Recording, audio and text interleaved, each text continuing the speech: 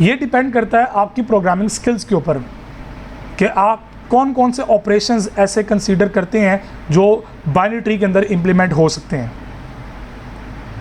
So if P is pointing to a node in an existing tree, अगर P किसी जगह पे, for example मैंने वेरिएबल का नाम P लिया, आप कोई और नाम भी ले सकते हैं, तो P अगर पॉइंट कर रहा है किसी नोड को, किसी ट्री के अंदर किसी नोड को पॉइंट कर रहा है, तो आप उस P की मदद से आप लेफ्ट P मतलब उसके लेफ्ट सब ट्री को रिटर्न कर सकते हैं, राइट पे जा सकते हैं, उसके पेरेंट पे मूव कर सकते हैं, उसके सिबलिंग पे जा सकते हैं, ब्रदर की तरफ।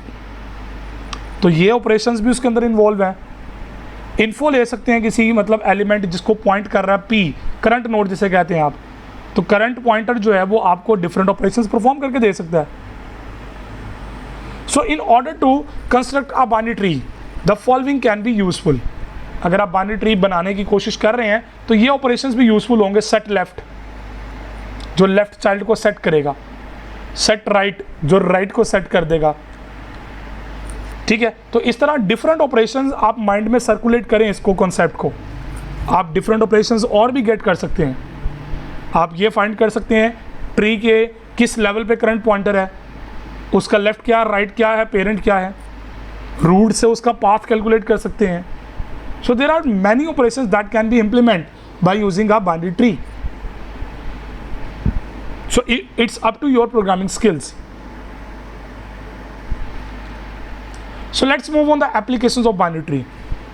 The thing is कि binary tree यूज़ कहाँ पे होता है, आपके जहन में क्वेश्चंस तो आएंगे ना। सो binary tree के एक एग्जांपल मैंने फैमिली ट्री का दे दिया।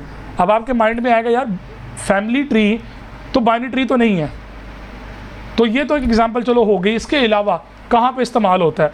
तो और भी काफ़ी सारी सिचुएशंस हैं, जैसे कि जब आपने टू वे डिसीजन लेना होता है, वहाँ पे बाइनरी ट्री की बहुत बड़ी इंपॉर्टेंस है वहाँ पे। A binary tree is a useful data structure when two-way decisions must be made at each point in a process. आप किसी प्रोसेस के अंदर अगर आप बाइनरी ट्री का यूज़ कर रहे हैं और आप टू वे डिसीजन लेना चाह रहे हैं किसी एक पॉइंट के ऊपर, इफ़ एल्स कंडीशन है, दोनों इफ़ अलग है एल्स अलग है, ऐसी कैटेगरी आ जाती है, डिसीजन टू वे डिसीजन लेना पड़ता है कि ये वाली ऑप्शन या ये वाली ऑप्शन, टू वे डिसीजन, तो वहाँ पे बाइनरी ट्री बहुत ज़्यादा इस्तेमाल होते हैं। आपको पता होना चाहिए आपकी इफ़ एल्स कंडीशन के पीछे जो कंपाइलर काम करता है ना, जो पार्स ट्री बनता है, वो सारा बाइनरी ट्री की मदद से वैल्यूएट हो रहा होता है। लेक्सिकल एनालाइजर उसके अंदर होता है, पार्स ट्री होता है, और भी काफ़ी कंपाइलर के कंपोनेंट होते हैं, वो इंशाल्लाह कंपाइलर कंस्ट्रक्शन वाले कोर्स के अंदर जाके आप सीखेंगे। फॉर एग्जाम्पल, मैं एक एग्जाम्पल रियल टाइम यहाँ पे कोड करता हूँ। Suppose we wanted to find all duplicates in a list of numbers. Numbers की लिस्ट आपके पास अवेलेबल है और आप उसमें से डुप्लीकेट्स को ट्रेस करना चाह रहे हैं। सो आपके जहन में फ़ौरन आएगा यार ये तो बड़े आसानी से हम लीनियर सर्च से भी ट्रेस कर सकते हैं। तो थिंक अबाउट इट, अगर 10,000 एलिमेंट होते हैं तो 10,000 एलिमेंट का मतलब क्या है कि अरे को लूप को कितनी बार चलाएंगे। आप ज़रा 10 एलिमेंट्स के लिए एग्जांपल लेके उसको प्रैक्टिकली वीडियो को पॉज करके आप प्रैक्टिकली प्रोग्राम C++ का बनाएं डुप्लीकेट ट्रेस करने के लिए। तो सिर्फ एक एलिमेंट ट्रेस करना हो ना और बात होती है, उस लिस्ट में कितने डुप्लीकेशंस हैं, उस लिस्ट के अंदर कितने डुप्लीकेशंस हैं, इसको ट्रेस करना शायद लीनियर सर्च से इतना आसान काम ना हो। लिस्ट को बार बार सर्च करना पड़ता है, और अगर आपकी 10,000 से 1 मिलियन तो क्या 10 मिलियंस आइटम्स हों, तो उस वक्त आपकी मशीन की कॉस्ट कहाँ से कहाँ चली जाएगी आप ऑब्जर्व कर सकते हैं। लेकिन अगर वही काम हम बाइनरी ट्री से करेंगे तो आप ये ऑब्जर्व कर लेंगे, बल्कि अभी एग्जाम्पल के बाद आपको यकीन आ जाएगा इस बात के ऊपर कि ये मेथड एफिशिएंट है। तो बाइनरी ट्री वहाँ पे सूटेबल है। तो मैंने कहा था ना, हर चीज़ के लिए डिफरेंट मेथड्स अवेलेबल होते हैं, पॉसिबिलिटीज़ डिफरेंट मेथड से हो सकती है। द थिंग इज़, क्या वो मेथड कंफर्टेबल है, क्या वो मेथड परफेक्ट है, दैट इज़ क्वेश्चन। असल बात ये होती है। सो फॉर एग्जाम्पल आपके पास के नंबर्स हैं, अगर आप गौर से नंबर्स को देखें तो इनके अंदर 14 डुप्लीकेट है, 4 डुप्लीकेट है, 9 डुप्लीकेट है, 5 डुप्लीकेट है, शायद और भी डुप्लीकेट हों। सो लिस्ट अगर बड़ी हो तो इतने डुप्लीकेट्स फाइंड करने हैं आपने। पहले तो लिस्ट में से आप निकालेंगे ना कौन कौन से सेम एलिमेंट है। शायद ये बात आपको समझ ना आ रही हो, जब तक आप इम्प्लीमेंट नहीं करेंगे ये चीज़ें समझ नहीं आएंगी। आपको अफादियत, इसकी इंपॉर्टेंस का आइडिया तब होगा जब आप एक बार खुद अपने हाथों से इम्प्लीमेंट करेंगे, जलील होकर रहेंगे, फिर आपको समझ आएगी हाँ यार ये तो नहीं हो रहा। शायद हो भी जाएगा लेकिन ये बहुत टाइम लेगा। बड़ी लिस्ट के लिए सोचें। So let's move by using a binary tree. One way of finding duplicates is to compare each element with all those that proceed it. तो कॉस्ट पता क्या बनेगी, n टाइम्स n। हर एलिमेंट को n टाइम देखना है। तो total कितने एलिमेंट है n, तो n times n square, sorry 2n, 2 times n। तो ये तो अगर 10 मिलियंस आइटम्स होंगे तो ये तो 20 मिलियंस पे चला जाएगा।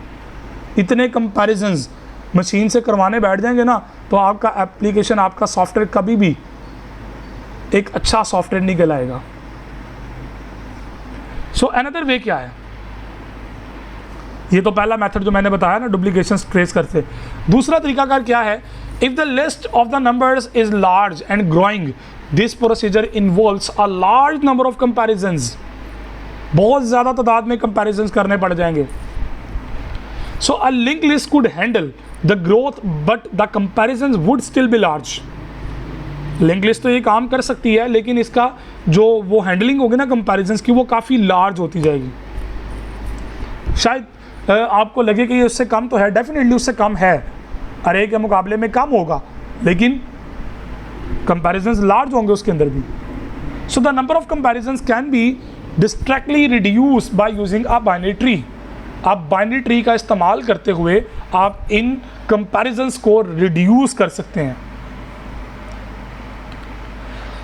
The tree grows dynamically like the link list. Tree जो है वो डायनामिकली ग्रो करता है। एक पॉइंट से दूसरे पॉइंट पे मूव करने का मतलब पता गया कि आपने उसके लेफ्ट या राइट में से एक सिलेक्शन की और दूसरी को आपने इग्नोर कर दिया। The binary tree is build in a special way. वो स्पेशल वे क्या होगा, the first number in the list is placed in a node that is designated as a root of the binary tree. So procedure की तरफ मैं लेके आने लगा हूं कि ये कैसे बनेगा ट्री। तो पेपर पेन अपने पास रखें, साथ साथ मैं जो बता रहा हूँ उसको इम्प्लीमेंट करें। सो सबसे लिस्ट के अंदर जो पहला एलिमेंट है, आप बगैर सोचे समझे डायरेक्टली उसको रूट नोड बना दें।